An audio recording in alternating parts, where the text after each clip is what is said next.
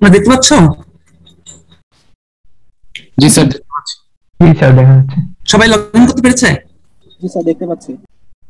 জি sir, 58 জন join করেছে already. আচ্ছা, তাহলে আমরা শুরু করি, অসুবিধা নাই।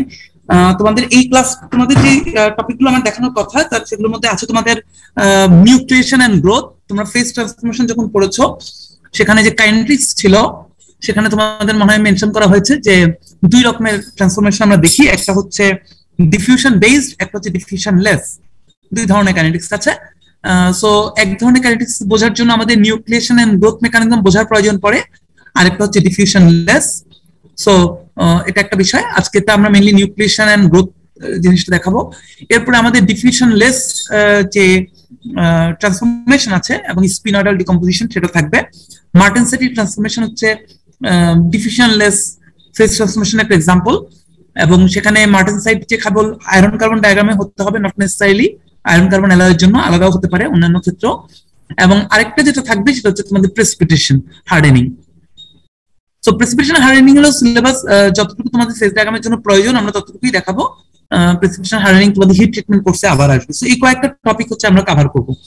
তো এর মধ্যে আজকে যেটা পড়ানো হবে সেটা হচ্ছে নিউক্লিয়েশন এন্ড গ্রোথ। এটা কিন্তু তোমাদের সেশনাল ক্লাসে আমি ফ্রিলি একবার এমনিতেই মনে হয় দুটো ক্লাস কি কিছু বোঝাইছিলাম, তাই না? নিউক্লিয়েশন কিভাবে হয়, রাইট? কি মনে হয় বলা হয়েছে।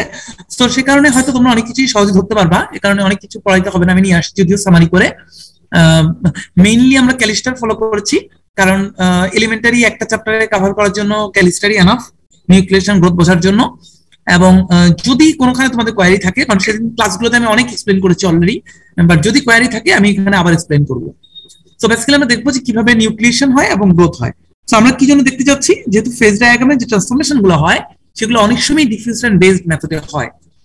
আমরা ফার্স্ট আমরা বোঝার চেষ্টা করছি যে কাইনেটিক্স অফ ফেজ ট্রান্সফরমেশন। যে কাইনেটিক্স অফ ফেজ ট্রান্সফরমেশন বোঝার জন্য আমরা নিউক্লিয়েশন গ্রোথ দেখবো। সো আমরা প্রথমে যদি চলে যাই আয়রন কার্বন অ্যালয়ের পারলাইটিক অ্যালয়ের জন্য, মানে ইউটেক্টোয়েট কম্পোজিশনের জন্য, তাহলে আমরা দেখতে পাই যে 0.87% কার্বনের জন্য আমরা যখন 723 ডিগ্রিতে যাচ্ছি তখন সেখানে পারলাইট তৈরি হচ্ছে। এই পারলাইটের ফরমেশনটা তোমাদেরকে পারলাইটের ফরমেশন পড়ানো হয়েছে পরে ডিটেইল? স্যার ডিটেইল না স্যার, মোটামুটি স্যার মানে বুঝাইছেন এমনি পারলাইট কিভাবে আসে। তোমাকে দুই চার লাইনে কিভাবে বলতে পারবা? লাজিনি ল্যাব কোড শুধু এই যে ল্যামেলার স্ট্রাকচার ফর্ম হয় ওইটা বলা হয়েছিল। হ্যাঁ, ল্যামেলার কিভাবে ফর্ম হয় সেই কাইনেটিক্স কি পড়ানো হয়েছে? স্যার এই যে যেটাতে কার্বন বেশি ওইটা প্রথমে ফর্ম হয়, দেন হচ্ছে কার্বনগুলো ডিফিউজ হয় আশেপাশে।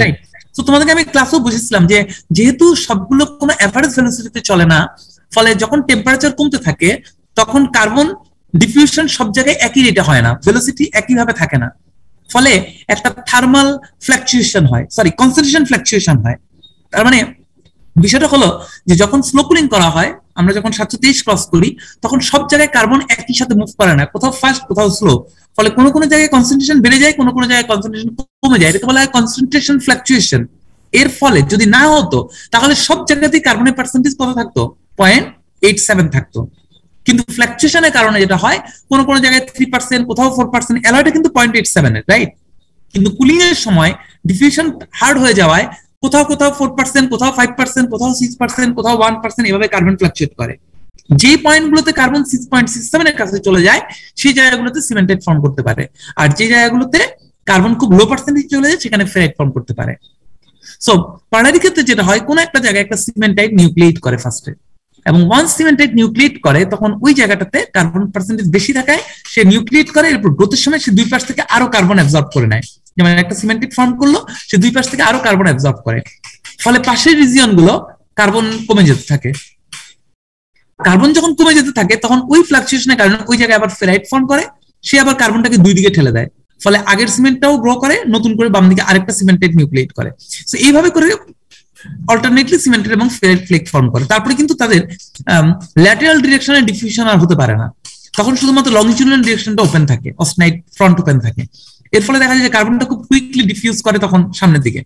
এর ফলে আমাদের ফেরাইট ওয়ান্স সিমেন্টেড এবং ফেরাইট নিউক্লিয়েশন হয়, এরপর ফার্দার গ্রোথ হয় তাদের লংজিটিউডাল ডিরেকশন বরাবর, অ্যাক্সিস বরাবর। এইভাবে করে বেসিক্যালি নিউক্লিয়েশন এন্ড গ্রোথের মাধ্যমে পারলাইটিক ট্রান্সফরমেশনটা হয়। এখানে কারো কোনো কোয়েরি আছে? ডিফিউশন আর নিউক্লিয়েশনের মধ্যে বেসিক পার্থক্যটা কি? মানে নিউক্লিয়েশন ফার্স্টে হয় না ডিফিউশন ফার্স্টে হয়? Diffusion is the mechanism for nucleation. Nucleation মানে কি? নিউক্লিয়েশন মানে হলো একটা সিমেন্টেড ফর্ম করেছে। সিমেন্টেড ফর্ম করেছে মানে 6.67% কার্বন দিয়ে সিমেন্টেড ফর্ম করছে, রাইট? ঠিক আছে। অ্যালয়তে কত পার্সেন্ট কার্বন ছিল? 0.87। তাহলে 0.87 যেখানে অ্যালয়ের কার্বন পার্সেন্টেজ, সেখানে কোন একটা পয়েন্টে কিভাবে 6.67% কার্বন আসলো? চারপাশ থেকে কার্বন ওই জায়গাটা মাইগ্রেট করে চলে আসছে, রাইট? জি স্যার। এই যে কার্বনটা যে চারদিক থেকে এসে ওই জায়গাটায় জড়ো হলো, 6.67 করে সিমেন্টেড বানালো, this mechanism is called diffusion. Clear হয়েছে স্যার? ঠিক আছে, এই মেকানিজমটাকে বলা হয় ডিফিউশন। আচ্ছা, একটা 2 মিনিট ব্রেক নিচ্ছি আমি, 2 মিনিট থাকো। তোমাদের এখানে যেটা দেখলাম আমরা যে সিমেন্টেডটা কিভাবে নিউক্লিয়েশন করছে, রাইট? সো সেই নিউক্লিয়েশন করতে আমরা দেখবো এটা একটা এখানে ওটাই দেখানো হচ্ছে, এই যে গ্রোথটা কিভাবে হচ্ছে দেখো। ল্যাটারাল গ্রোথটা হচ্ছে এদিকে ফ্রন্টে গিয়ে, আদারওয়াইজ এটা সরাসরি গ্রো করতে থাকে। এটা একটা বিষয় দেখতে পাচ্ছ। আর এখানে আরেকটা ইন্টারেস্টিং জিনিস আছে, সেটা হচ্ছে নিউক্লিয়েশনটা কোথায় হচ্ছে এখানে বলো তো সিমেন্টেডের? স্যার এই যে স্যার মানে বর্ডার গুলোতে, এই যে এখানে লিখেছি দেখো, অস্টনাইট গ্রেন বাউন্ডারি, গ্রেন বাউন্ডারিতে। সো গ্রেন বাউন্ডারিতে নিউক্লিয়েশন হচ্ছে। সো আমরা যেটা বুঝতে চেষ্টা করবো যে কেন এই গ্রেন বাউন্ডারিতে নিউক্লিয়েশন হয়, এটা আমরা বলেছি এর আগে, মানে ক্লাসে একটু মনে থাকার কথা, যে হোমোজেনাস এবং হেটেরোজেনাস নিউক্লিয়েশনের বিষয়টা। সো নিউক্লিয়েশনটা হচ্ছে গ্রেন বাউন্ডারিতে। সো এখানে এটা আমরা দেখতে পাবো যে কেন এই হেটেরোজেনাস নিউক্লিয়েশনটা হয়। সো এটা ছিল আমাদের পারলাইটের জন্য।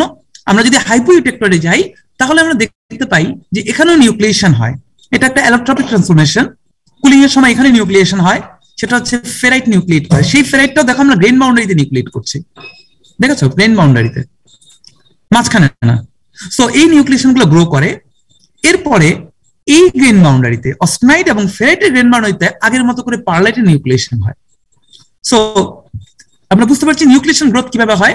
আরেকটা দেখতে পাচ্ছি নিউক্লিয়েশন কিভাবে হেটেরোজেনাসলি হয় অন্য একটা বাউন্ডারিতে। সো এই জিনিসটা বেসিক্যালি আমরা আজকে কভার করব। কিন্তু আরেকটা জিনিস যদি আমরা দেখি হাইপার ইউটেক্টর স্টিলে, সেখানে কিন্তু ডিফারেন্ট বিষয়। সেখানে সিমেন্টেডটা কিন্তু বেসিক্যালি এটাও নিউক্লিয়েশন, বাট এটাকে আমরা এটা নিউক্লিয়েশন না, আসলে যে precipitation and growth mechanism basically. So এখানে হচ্ছে প্রেসিপিটেশন, তুমি জানো এটা হচ্ছে solubility curve, right? Solubility curve বা সলভেন্স লাইন এখানে একটা আছে, যেটা ইন্ডিকেট করে কার্বন সলিবিলিটি কিভাবে টেম্পারেচারের সাথে বাড়ে ইন আলফা। এটা ইন্ডিকেট করে কার্বন সলিবিলিটি ইন গামা কিভাবে বাড়তে থাকে। সো এই ধরনের জায়গাতে গামায় যে পরিমাণ carbon soluble, alloy carbon percentage তার চেয়ে কম, বাট এই পয়েন্টে এসে অ্যালয়টা সুপার স্যাচুরেটেড হয়ে যায়। তাতে যে পরিমাণ কার্বন আছে সেই পরিমাণ কার্বনই অ্যালয়তে আছে ম্যাক্সিমাম লিমিটে। সো এর নিচে চলে গেলে সলিবিলিটি বেড়ে যাওয়ার কারণে এক্সেস কার্বনটা বের হয়ে আসে। সে সিঙ্গেল কার্বন হিসেবে বের না হয় আয়রনের সাথে রিঅ্যাকশন করে Fe3C হিসেবে প্রেসিপিটেট করে। সো হাইপোর এবং এই পাশের মেকানিজমটা আলাদা। এটা হচ্ছে প্রেসিপিটেশন। পরে নিচে এসে আবার এখানে কিন্তু নিউক্লিয়েশন এন্ড গ্রোথের মাধ্যমে পারলাইট ফর্ম করছে। সো আমরা আজকে নিউক্লিয়েশন এন্ড গ্রোথ দেখবো, পরে মার্টেনসাইট স্পিনামেল দেখবো, লাস্টে কি আমরা প্রেসিপিটেশন দেখবো। তখন আমরা এটা সরাসরি না হলো প্রেসিপিটেশন কিভাবে থ্রু আউট দ্য ম্যাট্রিক্স হয় সেটা আমরা দেখবো, এবং প্রেসিপিটেশনের মাধ্যমে কিভাবে হার্ডেনিং হয়। So this is the real scenario. এখন আমরা চলে যাবো নিউক্লিয়েশন এন্ড গ্রোথ মেকানিজম বোঝার জন্য। সো নিউক্লিয়েশন দুই রকম হতে পারে, একটা হচ্ছে হোমোজেনাস আর একটা হচ্ছে হেটারোজেনাস। হোমোজেনাস মানে হলো the distinction between them is made according to the site, right? So কোথায় তারা ফর্ম করছে, তারা যদি uniformly throughout the matrix form করে তাহলে এটা হয়ে যাবে হোমোজেনাস নিউক্লিয়েশন। আর যদি সেটা প্রেফারেন্সিয়াল সাইটে ফর্ম করে, maybe grain boundary, maybe inclusion, impurity or anything else, সেক্ষেত্রে সেটা হবে heterogeneous nucleation. So বলা হচ্ছে homogeneous nucleation A nuclei of the new phase form uniformly throughout the parent phase. On the other hand, heterogeneous ক্ষেত্রে কি হবে? Nuclei form preferentially at structural inhomogeneities. So inhomogeneity মানে কিন্তু এটা না যে throughout the matrix inhomogeneous হবে, not throughout the matrix, but they will nucleate preferentially at some inhomogeneities. Inhomogeneities means container surface. আমরা বলি vacancy. বেসিক্যালি সারফেস কিন্তু vacancy থেকে সারফেস ডিফেক্ট ক্রিয়েট করে। সো সারফেস হতে পারে, ডিসলোকেশন লাইনে হতে পারে, টুইন বাউন্ডারিতে হতে পারে, ইনসলিবল ইম্পিউরিটিজ হতে পারে, গ্রেন বাউন্ডারি কিংবা ডিসলোকেশনে হতে পারে। সো যেখানে এক্সেস কোনো ডিফেক্ট আসবে, বেসিক্যালি সেই ডিফেক্ট সাইটগুলোই আমাদের নিউক্লিয়েশনের সাইট হিসেবে কাজ করবে। এবং এই ধরনের নিউক্লিয়েশন যখন হবে সেটাকে আমরা হেটেরোজেনাস নিউক্লিয়েশন বলবো।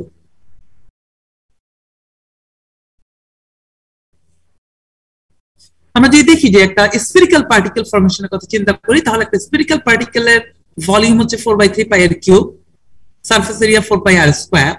সো বেসিক্যালি একটা পার্টিকেল যখন বড় হয় তখন গ্রো করে, তখন দুইটা এনার্জি এটা অ্যাসোসিয়েটেড থাকে, একটা হচ্ছে surface energy per unit area হচ্ছে gamma. So 4 pi R square দিয়ে মাল্টিপ্লাই করলে আমরা টোটাল সারফেস এনার্জি পাই। ভলিউম এনার্জি হচ্ছে delta G V, that is basically negative. So volume 4/3 pi R cube দিয়ে মাল্টিপ্লাই করলে আমরা টোটাল ভলিউমটা পাই, ভলিউম এনার্জি পাই। So surface energy positive, volume energy negative. So when particle radius বাড়তে থাকে, বেসিক্যালি সারফেস এনার্জিও বাড়ে, ভলিউম এনার্জিও বাড়ে। সারফেস এনার্জি গামার ভ্যালু নরমালি বেশি হয়, সে কারণে ইনিশিয়ালি এটা বেশি, কিন্তু পরবর্তীতে এই গ্রাফটা বাড়তে থাকে আর স্কয়ারের প্রপোর্শনালে, আর এই গ্রাফটা বাড়তে থাকে আর কিউবের প্রপোর্শনালে। ফলে ওভারঅল যে গ্রাফটা মাঝখান দিয়ে যাবে দুটোর সাম করলে সেই গ্রাফটা একটু পরে গিয়ে পরে আবার নেমে যায়। বোঝা যাচ্ছে? ইনিশিয়াল থার্মাল ফ্লাকচুয়েশনের সময় যদি পার্টিকেল সাইজ এই পয়েন্টের ডানে থাকে তাহলে সে ফার্দার গ্রো করে, কারণ গ্রো করলে তার সারফেস এনার্জি কমে। কিন্তু যদি এই রেডিয়াসের লেফটে কোনো পার্টিকেল সাইজ গ্রো করে ইনিশিয়ালি, এটা একবারে গ্রো করে, এটা একবারে নিউক্লিয়েশন, এটাকে আমরা গ্রোথ বলবো না। রেডিয়াস এখান থেকে এই পর্যন্ত যেটা হয় এটা গ্রোথ না, এটা নিউক্লিয়েশন। একবারে সে কত বড় রেডিয়াস নিয়ে নিউক্লিয়েট করে। যদি এই পয়েন্টের বাইরে নিউক্লিয়েট করে তাহলে দেখো সে আর গ্রো করতে পারে না, কারণ সে গ্রো করলে তার ফ্রি এনার্জি কি বেড়ে যায়। ঠিক আছে, এই ধরনের পয়েন্ট থেকে তুমি যদি বড় করতে চাও তাহলে ফ্রি এনার্জি বেড়ে যাবে। তো এই ধরনের জায়গায় যদি কোনো আর ফর্ম করে সে বেসিক্যালি ডিজলভ হয়ে যায়, ডিজলভ হয়ে গিয়ে সে ফ্রি এনার্জিটাকে কমিয়ে দেয়। কিন্তু তুমি যদি ক্রিটিক্যাল রেডিয়াস রিচ করতে পারো তাহলে সে ধীরে ধীরে গ্রো করবে এবং গ্রো করে তার ফ্রি এনার্জি রিডিউস করবে। বোঝা যাচ্ছে? জি স্যার। তো এটা হচ্ছে আমাদের ক্রিটিক্যাল নিউক্লিয়াসের কনসেপ্টটা। এই ক্রিটিক্যাল নিউক্লিয়াসের চেয়ে ছোট যদি হয় তখন আমরা এগুলোকে এমব্রায়ো বলি, মানে সেগুলো গ্রো করবে না, সেগুলো ডিজলভ হয়ে যাবে। সেখান থেকে তোমাদের মোটামুটি ক্রিটিক্যাল নিউক্লিয়েশন সাইজ যেটা সেটা সম্পর্কে একটা আইডিয়া, সেটা কনসেপ্টে ক্লিয়ার হওয়া যায়। তো এরপরে যদি আমরা দেখি যে কিভাবে আমরা ক্রিটিক্যাল নিউক্লিয়াসটা ক্যালকুলেট করতে পারি, সেটা হলো এই কার্ভটার এই জায়গায় এসে স্লোপটা 0 হয়ে যায়, রাইট? আমার স্লোপ এখানে থাকে, স্লোপ কমতে কমতে সো আমি যদি ফ্রি এনার্জি কার্ভটাকে ডেরিভেটিভ করি রেডিয়াসের সাপেক্ষে dt = 0 বসায় দিই তাহলে আমি ক্যালকুলেট করে আর এর ভ্যালুটা বের করতে পারি। সো আর যেটা আমি পাচ্ছি সেটা হচ্ছে আমার ক্রিটিক্যাল নিউক্লিয়াস। মানে ক্রিটিক্যাল বলতে কি মানে হাইয়েস্ট বোঝাচ্ছি? ক্রিটিক্যাল মানে সেই নিউক্লিয়াস যেই নিউক্লিয়াস ফর্ম করলে সেটা গ্রো করতে পারবে, কারণ ক্রিটিক্যাল নিউক্লিয়াসের জন্য ফ্রি এনার্জি এখানে থাকে। সো এরপর সে যদি গ্রো করে তার ফ্রি এনার্জি কমে, কিন্তু এর চেয়ে ছোট কোনো নিউক্লিয়াস যদি হয় তাদের ফ্রি এনার্জি থাকে এখানে, তারা গ্রো করতে পারে না, কারণ তারা গ্রো করলে ফ্রি এনার্জি বাড়ে। বুঝছিস তো?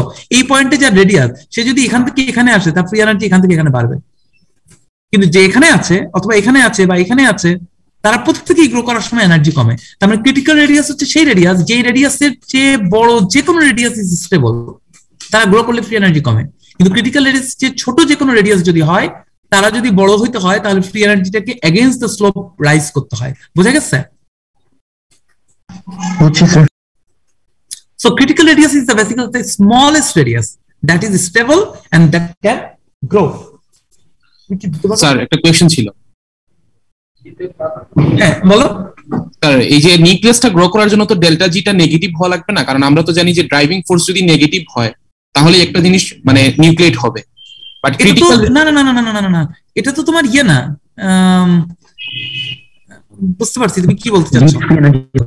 হ্যাঁ তুমি যেটা বলছো এটা হচ্ছে গিভস ফ্রি এনার্জির প্রসেসের জন্য। হ্যাঁ গিভস ফ্রি এনার্জি প্রসেস, হ্যাঁ বেসিক্যালি নেগেটিভ হচ্ছে। বেসিক্যালি স্যার এই যে আর স্টারের পরে তো স্যার কিছুক্ষণ ডেল্টা জিটা পজিটিভ থাকতেছে। আচ্ছা একটা মিনিট, আমার আসলে এক্সপেরিমেন্ট চলছে যেন একটু দেখি কথা যেটা বলছো। দেখো একবারে কিন্তু নিউক্লিয়েশন হচ্ছে, নিউক্লিয়েশনের জন্য কিন্তু গিভস ফ্রি এনার্জি দায়ী না, এটা বুঝছো? জি স্যার। ফ্রি এনার্জি নিয়ে কোশ্চেনটা কার ছিল? স্যার আমার ছিল স্যার। হ্যাঁ দেখো গিভস ফ্রি এনার্জি কিন্তু নিউক্লিয়েশনকে কন্ট্রোল করে না, নিউক্লিয়েশনটা হয়েছে থার্মাল ফ্লাকচুয়েশনের জন্য, এটা বুঝো? জি স্যার বুঝতে পারছি এটা। Very good. সো থার্মাল ফ্লাকচুয়েশনের জন্য গিভস ফ্রি এনার্জিটা ইয়ে করেছে, নিউক্লিয়েট করেছে। এখন নিউক্লিয়েশনের পরে তুমি কোন জায়গায় দাঁড়ায় আছো, মনে করো এই ক্রিটিক্যাল রেডিয়াসে, তখন তোমার ফ্রি এনার্জি হচ্ছে এই পয়েন্টটা। ক্লিয়ার? এখন যদি গ্রো করে তাহলে ফ্রি এনার্জি হাইট কমে যাচ্ছে না, তার মানে ডেল্টা জি নেগেটিভ হচ্ছে না? তুমি যদি এখানে থাকো তোমার ফ্রি এনার্জি 10, পরের বার যখন গ্রো করে তখন 9 যায়, 10 থেকে 9 গেলে 9 - 10 = -1। তার মানে সে কিন্তু রেডিয়াসটা যখন এরপরে বড় হয় তখন তাকে অবশ্যই গিফট ফ্রি এনার্জি নেগেটিভ হতে হবে। এই কারণে এখানকার কোনো রেডিয়াস বড় হবে না, কারণ এখানকার রেডিয়াসকে বড় হয়ে যদি এখানে আসতে হয় তাহলে ফ্রি এনার্জি হচ্ছে এই ভ্যালু মাইনাস এই ভ্যালু পজিটিভ। ক্লিয়ার? জি স্যার। তো গিফট ফ্রি এনার্জি যেটা আছে সেটা নিউক্লিয়েশনের সাথে রিলেটেড না, নিউক্লিয়েশনটা রিলেটেড হচ্ছে থার্মাল ফ্লাকচুয়েশনের সাথে, আর যে গ্রোথটা হচ্ছে সেই গ্রোথটা হচ্ছে গিফট ফ্রি এনার্জির সাথে রিলেটেড। সো এখানে আসলে এরপর থেকে গিফট ফ্রি এনার্জি যদি নেগেটিভ হয় তাহলে সে গ্রো করবে, আদারওয়াইজ সে গ্রো করবে না। আর কার কোনো ভ্যারিয়েন্স এখানে? স্যার থার্মাল ফ্লাকচুয়েশন বলতে কি বোঝাচ্ছেন? হ্যাঁ আবার বলো। নিউক্লিয়েশনের জন্য তো স্যার থার্মাল ফ্লাকচুয়েশনটা দায়িত্ব, স্যার থার্মাল ফ্লাকচুয়েশনটা বলতে কি বোঝাচ্ছেন? থার্মাল ফ্লাকচুয়েশন মানে হলো, এটা তোমাদেরকে ক্লাসে বলেছিলাম, সেটা হলো যে কোনো টেম্পারেচারে কার্বনগুলোর যে কোনো অ্যাটম ডিফিউজ করে, একটা রেটে ডিফিউজ করে, ঠিক আছে? কিন্তু মনে করো একটা অ্যালয়ের মধ্যে 0.87% কার্বন আছে, যদি প্রত্যেকটা কার্বন একই ভেলোসিটিতে ডিফিউজ করতো তাহলে অ্যালয়ের মধ্যে সব জায়গায় তুমি 0.87 এর কার্বন পাইতা, ঠিক আছে? কিন্তু যখন টেম্পারেচার কমানো শুরু করা হয় তখন সব অ্যাটম একসাথে তার স্পিড লো করতে পারে না, তখন কিছু কিছু কার্বন ধীরে ধীরে স্পিড লো করে, কিছু কিছু কার্বন দ্রুত মুভ করতে থাকে। এই কারণে একটা অ্যালয় যদি 0.87 হয়, কুলিং করার সময় তুমি দেখবা প্রত্যেকটা পয়েন্টে 0.87 কার্বন নাই, কোনখানে 0.1 কার্বন, কোনখানে 0.2 কার্বন, কোনখানে 6%, কোনখানে 4%, এভাবে করে এক এক জায়গায় এক এক। মানে অন্যভাবে যদি বলি, একটা মাঠে মনে করে 100 জন লোক হাঁটাহাঁটি করতেছে, সবাইকে বললাম ইকুয়াল ডিস্টেন্স থেকে মুভ করো, কিন্তু আমি যখন হঠাৎ করে বলবো যে খুব দ্রুত তোমরা থেমে যাও, তখন কিন্তু ইকুয়াল ডিস্টেন্স রাখতে পারবা না।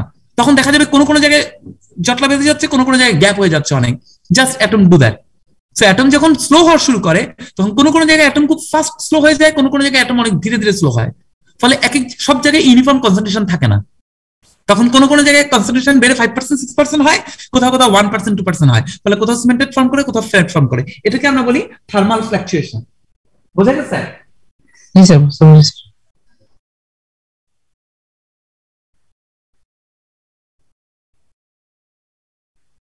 আচ্ছা, আর কোনো কোশ্চেন আছে কারণ? আছে কারণ? No sir. আচ্ছা, সো তারপরে আমরা একটু যাই তাহলে। সো আমরা হোমোজেনাস নিউক্লিয়েশনের জন্য যদি এই ডেরিভেটিভটা করি তাহলে এখান থেকে আমরা বের করতে পারি যে ক্রিটিক্যাল রেডিয়াসটা কত হবে। ক্রিটিক্যাল রেডিয়াসটা ডিপেন্ড করে সারফেস এনার্জি এবং ফ্রি এনার্জির উপর, ভলিউম ফ্রি এনার্জির উপর। যদি এই দুইটা তুমি বসায় দাও তাহলে তুমি ক্রিটিক্যাল রেডিয়াসটা ক্যালকুলেট করতে পারবা। এটা একটা বিষয়। আরেকটা হলো ফ্রি এনার্জি, যেটা আছে হোমোজেনাস নিউক্লিয়েশনের জন্য, সেটাও তুমি ক্যালকুলেট করে বের করতে পারবা এই কোশ্চেন থেকে। এই আর এর ভ্যালুটা যদি এখানে বসায় দাও মেইন ইকুয়েশনে, তাহলে এখান থেকে তুমি সাইড চেঞ্জ করে তুমি ডেল্টা জি ক্রিটিক্যাল রেডিয়াসের জন্য এনার্জিটা ক্যালকুলেট করতে পারবা।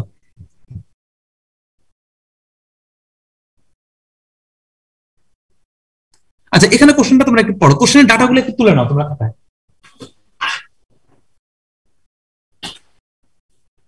কোশ্চেনের ডাটাগুলো একটু তুলে নাও, নিয়ে দেখো এটা সলভ করতে চেষ্টা করো, পারো কিনা।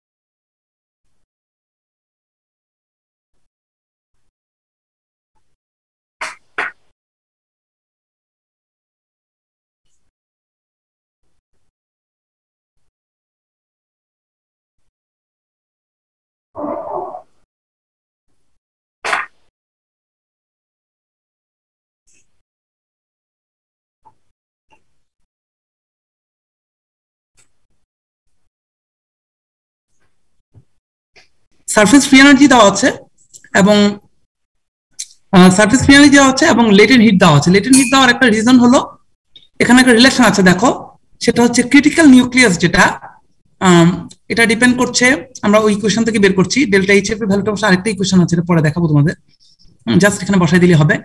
আমরা জাস্ট ইয়েটাকে সরাইছি, এখানে কোনটাকে সরাইছি দেখো, মেইন ইকুয়েশনে চলে যাও। এই যে ডেল্টা জিভি, যেটা আমরা দেখাবো যে ডেল্টা জিভি, আমি পরে ইকুয়েশনটা আবার দেখাচ্ছি। ডেল্টা জিভিটাকে জাস্ট চেঞ্জ করেছি আমরা, যে মেল্টিং পয়েন্ট এবং টেম্পারেচার ডিফারেন্সের উপর ডিপেন্ড করে। এগুলো নরমাল ইকুয়েশন, তোমরা দেখলেই পরে বুঝবা। আমি জাস্ট ইয়েটা দেখাচ্ছি ক্যালকুলেশনটা। সো বেসিক্যালি তুমি যখন সারফেস ফ্রি এনার্জি আর ডেল্টা জিবি যেটা ভলিউম ফ্রি এনার্জি, ওইটা in term of delta HF দেওয়া হচ্ছে, দিলে আমরা এখান থেকে ক্যালকুলেট করতে পারবো ক্রিটিক্যাল রেডিয়াস কত। এটা একটা বিষয়। ক্রিটিক্যাল রেডিয়াসকে যদি বসায় দাও আবার এখানে, তাহলে তুমি ক্রিটিক্যাল রেডিয়াসের জন্য এনার্জি পেয়ে যাবে। এখন সেকেন্ড কোশ্চেনটা ইম্পর্টেন্ট, দেখো how to calculate the number of atom found in nucleus of critical size. Critical সাইজের নিউক্লিয়েশনে কতটা অ্যাটম আছে। এক্ষেত্রে আমরা যে কাজটা করি, ক্রিটিক্যাল সাইজের নিউক্লিয়াসের মধ্যে কয়টা ইউনিট সেল আছে বের করি। ইউনিট সেল বের করা যাবে, কারণ যদি ল্যাটিস প্যারামিটার এ হয়, এটা যদি কিউব হয়, এফসিসি গোল্ড, সো এ কিউব দিয়ে ডিভাইড করলে 0.413 কে কিউব করলে আমরা একটা ইউনিট সেলে ভলিউম পাবো। সো নিউক্লিয়াসের ভলিউমকে যদি ইউনিট সেলে ভলিউম দিয়ে ভাগ করা হয়, তাহলে আমরা এটা পেয়ে যাব। তোমার আমরা নাম্বার অফ ইউনিট সেল পেয়ে যাবো। So number of unit cell যদি আমরা পেয়ে যাই, তাহলে সেখান থেকে খুব ইজিলি আমরা বের করতে পারবো যে আমাদের কয়টা করে অ্যাটম আছে। ঠিক আছে, এখানে ক্রিটিক্যাল রেডিয়াস কত পাইছো দেখো তো, 1.32 × 10⁻⁻10, রাইট? সো ক্রিটিক্যাল নিউক্লিয়াসকে ধরে তোমরা একটা স্ফিয়ার কল্পনা করে দেখো, তার ভলিউম কত আছে।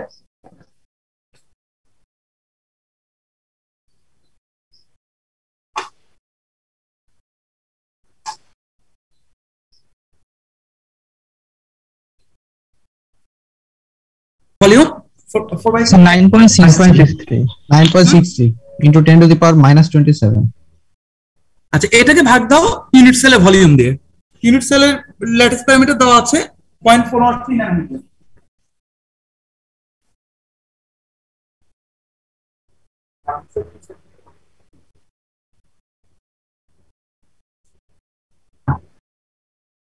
সেখানে আমরা ক্যালকুলেট করছি তোমার number of unit cell. Number of unit cell থেকে তারপর আমরা কিভাবে বের করতে পারি দেখো। তাহলে আমরা যদি ডিভাইড করি তাহলে 137 ইউনিট সেল আছে, রাইট? এবং এফসিসি যদি আমরা চিন্তা করি, তাহলে 137 ইউনিট সেলে তোমার অ্যাটম নাম্বার হবে 4 টাইমস।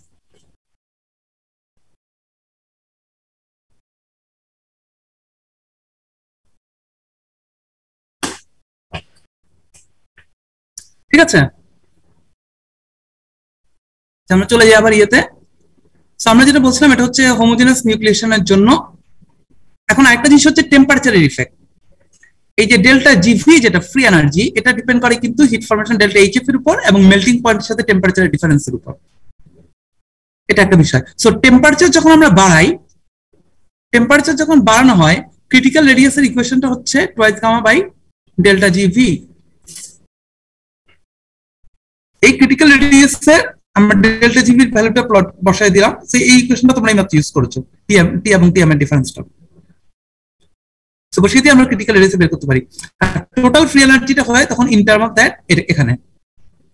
সো এখানে আমরা যেটা দেখতে পাই যে আসলে আমরা যে দুইটা টেম্পারেচার নেই, তোমরা গ্রাফগুলো প্লট করে দেখবা যে T1 এবং T2 যত টেম্পারেচার কম হয়, বেসিক্যালি কার্ভগুলো লেফটে চলে আসে।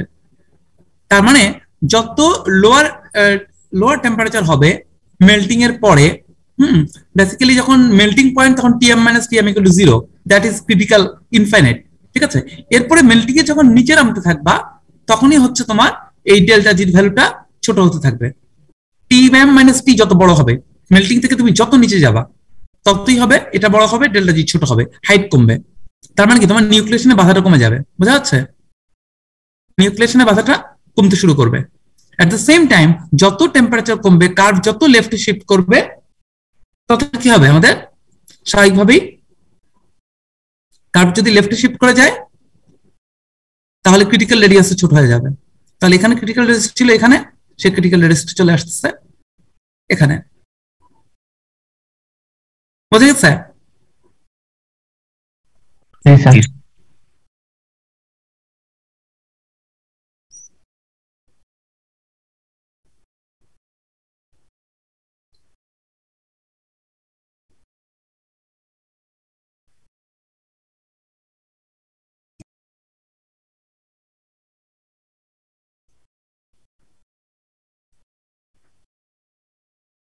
আচ্ছা, এরপর আমরা হোমোজেনাস নিউক্লিয়েশনের রেটটা দেখবো। দেখো এখানে যেটা হচ্ছে যে তোমার নিউক্লিয়েশন যে নাম্বারটা, আমরা জাস্ট বোঝার চেষ্টা করি যে নিউক্লিয়েশন এই বেল শেপটা খুব ইম্পর্টেন্ট। আমি তোমাদের ক্লাসেও দেখাচ্ছিলাম যে কিভাবে আসছে। সেটা হলো যে ইকুয়েশন গুলো ডিটেল পড়ার কোনো দরকার নেই, এখানে তোমরা জাস্ট কনসেপ্টটা বোঝো। সেটা হচ্ছে নিউক্লিয়েশন মেল্টিং এর যত নিচে number number of stable nuclei ততই বাড়বে। এটাই খুব ন্যাচারাল, রাইট?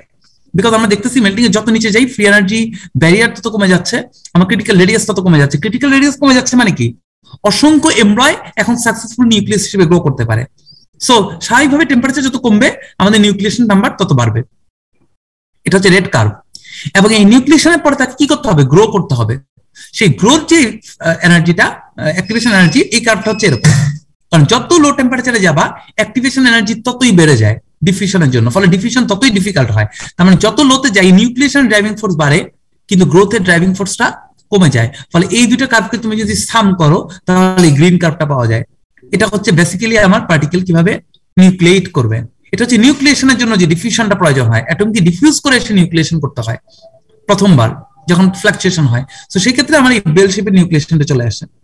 তো এটা হচ্ছে আমাদের নিউক্লিয়েশন রেট। তার মানে তুমি মেল্টিং এর থেকে নিচে গেলে নিউক্লিয়েশন হবে, টেম্পারেচার যত কমবা নিউক্লিয়েশন বাড়তে থাকবে, বাড়তে বাড়তে একটা সময় সর্বোচ্চ পর্যায়ে যাবে, এরপর নিউক্লিয়েশনটা আবার কমতে থাকবে। এই পর্যন্ত কারো কোনো কোশ্চেন আছে?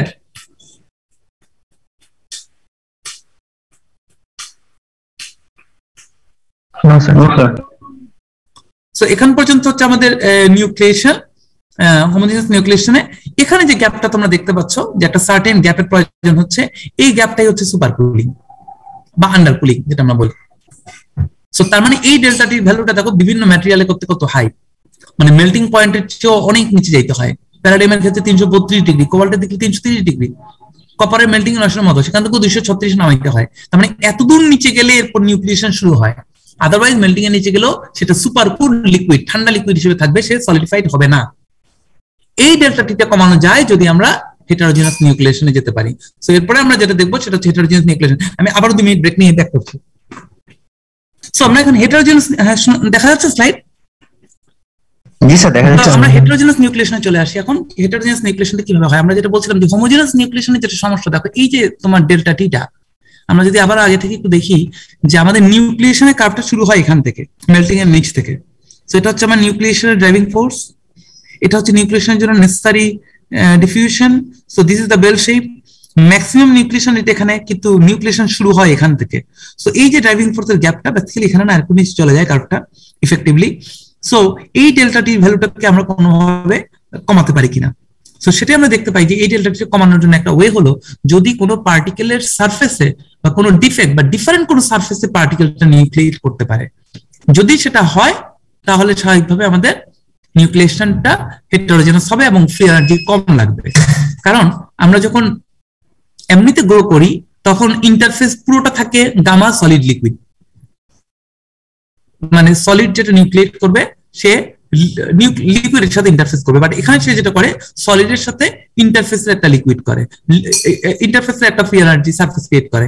আবার লিকুইড সলিডের সাথে, মানে যে সারফেসটার উপর সে ফর্ম করবে ফরেন সাইড পার্টিকেল, তার উপরে ইন্টারফেস লিকুইড একটা ফ্রি এনার্জি ক্রিয়েট করে।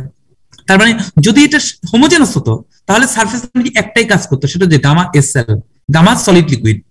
কিন্তু এখন দেখো, এখন দুটো নতুন সারফেস এনার্জি চলে আসছে, একটা যে গামা সলিড ইন্টারফেস, একটা গামা লিকুইড ইন্টারফেস। যদি ওয়েটিং খুব ভালো হয় এই লিকুইডটা কি করবে? পুরো প্লেনটাকে ঢেকে ফেলবে, রাইট? তখন এই থিটা অ্যাঙ্গেলটা 0 ডিগ্রি হবে।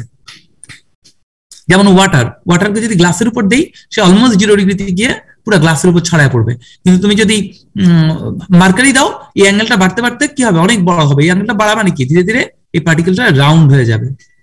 তার মানে মার্কারি গ্লাসের উপর দিলে সে গোল হয়ে থাকবে, ওয়েটিং করবে না। সো এই ওয়েটিং প্রপার্টি যত ভালো হবে হেটারোজেনাস নিউক্লিয়েশন তত ইজি হবে। আমরা যদি এখান থেকে বোঝার চেষ্টা করি, এটা হচ্ছে আমার ক্রিটিক্যাল রেডিয়াস, এটা হচ্ছে আমাদের ফ্রি এনার্জি। হ্যাঁ, ঠিক আছে।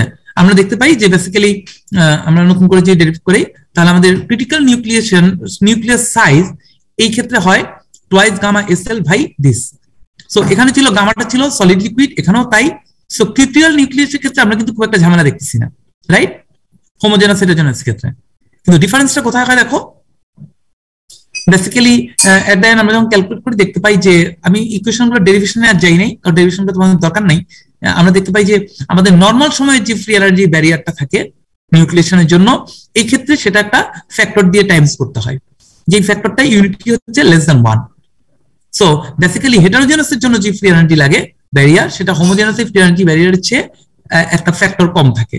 অতএব স্বাভাবিকভাবে হেটারোজেনাস নিউক্লিয়েশনটা ইজিয়ার হবে। আমরা যদি কার্ভে দেখি, এটা যদি হোমোজেনাস নিউক্লিয়েশনের কার্ভ হয়, হেটারোজেনাসের কার্ভটা নিচ দিয়ে যায়।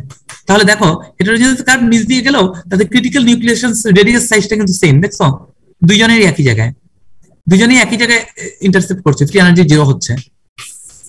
কিন্তু তাদের যে ব্যারিয়ারটা, এনার্জি ব্যারিয়ার, সেটা হেটারোজেনাসে কমে যায়। কেন কমে যায়? বিকজ এই ফরেন পার্টিকেল সারফেসটা সেটা ওয়েটিং করে তার সারফেস এনার্জি রিডিউস করে দেয়, সারফেস এনার্জি রিডিউস করে দেয়। খেয়াল করো আমাদের এই হাইটটা কোথা থেকে আসছে? হাইটটা আসছে দুইটা জিনিস থেকে, একটা ছিল সারফেস এনার্জি আর একটা ছিল ভলিউম এনার্জি। যখন তুমি হেটারোজেনাস নিউক্লিয়েশন হয় তখন লাল লাইনটা নিচের দিকে নেমে আসে, লাল লাইনটা নিচের দিকে নেমে আসে, ফলে এই গ্রিন লাইনটা আরো নিচে নেমে যায়। এই জন্য হেটারোজেনাসের ক্ষেত্রে এই বেলের হাইটটা কম, বোঝা গেছে? লাল লাইনটা নিচে নেমে যাওয়ার কারণে আমরা হেটারোজেনাস দেখতে পাই, লাল লাইনটা নেমে নীলে চলে গেছে। ফলে হেটারোজেনাস নিউক্লিয়েশনের সময় ক্রিটিক্যাল রেডিয়াস সাইজ যদিও এক থাকে, আমাদের যে এনার্জি ব্যারিয়ার সেটা অনেক কমে যাওয়ার কারণে খুব ইজিলি আমরা হেটারোজেনাস নিউক্লিয়েশন করতে পারি। সো এরপরে আমরা গ্রোথে যাচ্ছি। তো এখানে কোনো কোয়েরি আছে কারো? কোনো কনফিউশন? একটা সামারি দিলে ভালো হয় স্যার। এখন পর্যন্ত না স্যার, মানে জাস্ট হেটারোজেনাস নিউক্লিয়েশন স্যার। আমি বুঝিনি, আরেকবার বলো। মানে হেটারোজেনাস নিউক্লিয়েশনের একটা সামারি দিলে ভালো হয় স্যার। আচ্ছা আচ্ছা, সো যেটা আমরা সামারিতে বলতে চাই সেটা হলো যে হোমোজেনাস নিউক্লিয়েশনের সময় যদি এইভাবে একটা সারফেস ফ্রি এনার্জি যায়, এটা আর এইভাবে একটা যায়, আমরা দেখতে পাই ক্রিটিক্যাল রেডিয়াস হচ্ছে এখানে আর ফ্রি এনার্জি ব্যারিয়ার হচ্ছে এতটুকু, রাইট?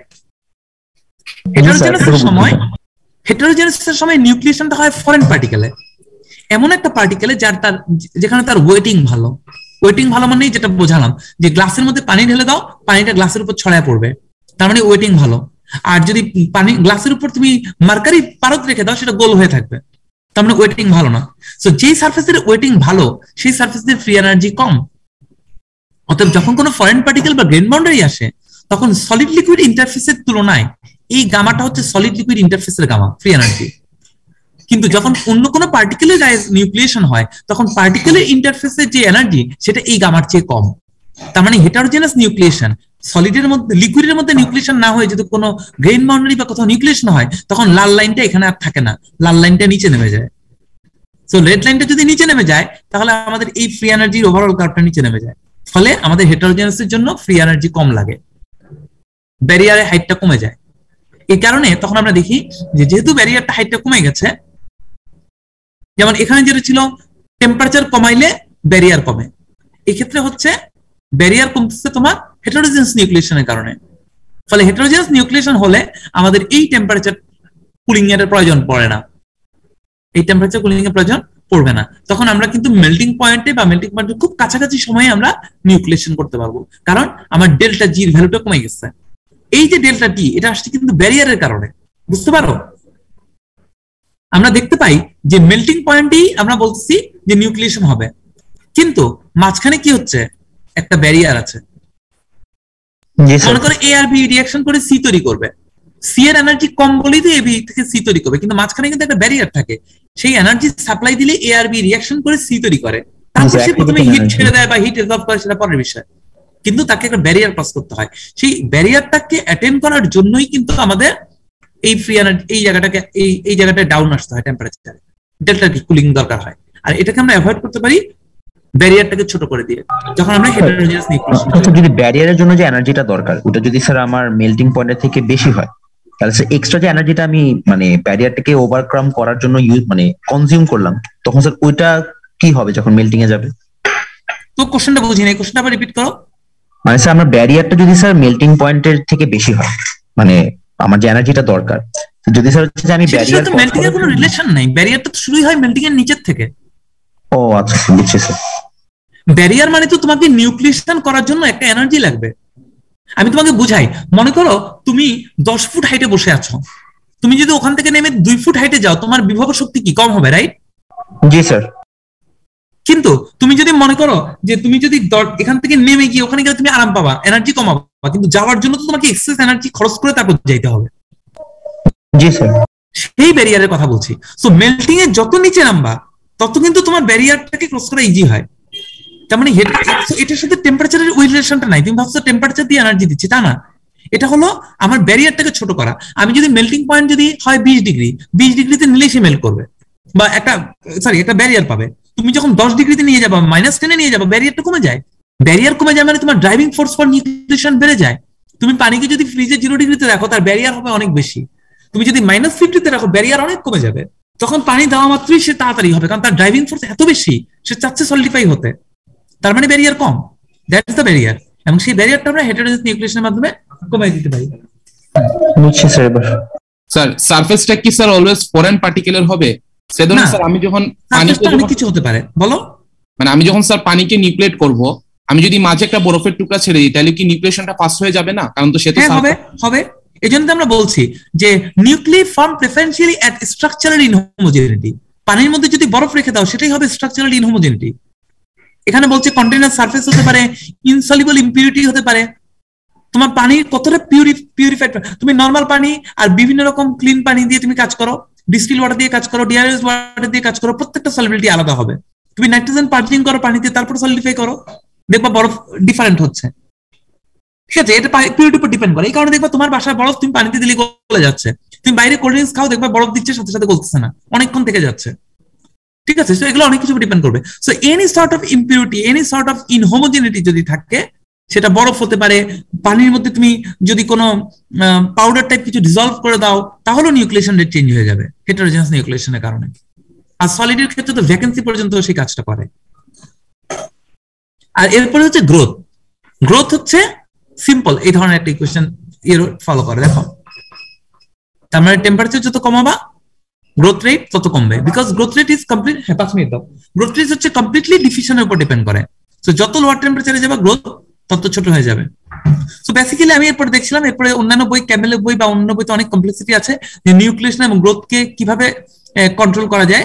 কারণ হলো তুমি দুইটাকে এখন চিন্তা করতে হবে। মনে করো তুমি একই সাইজের অনেকগুলো পার্টিকেল চাও, ঠিক আছে, তখন কিন্তু এমন ভাবে তোমার টেম্পারেচার চুজ করতে হয় যেন নিউক্লিয়েশন এবং গ্রোথ একটাকে ওভারটেক না করে, ওভারল্যাপ না করে। কারণ নিউক্লিয়েশন এবং গ্রোথ যদি ওভারল্যাপ করে তাহলে কি হবে, নিউক্লিয়েশন গ্রোথ ওভারল্যাপ করলে কিছু পার্টিকেল তৈরি হবে, নতুন পার্টিকেল তৈরি হওয়ার সময় আগের পার্টিকেল গ্রো করবে, বুঝছো?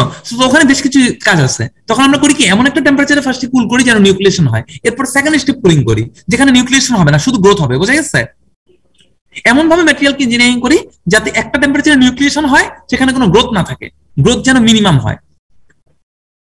যেমন দেখো, তুমি যদি এই টেম্পারেচারে শুরুতেই নিয়ে আসো তাহলে কি নিউক্লিয়েশন রেট ভেরি হাই না?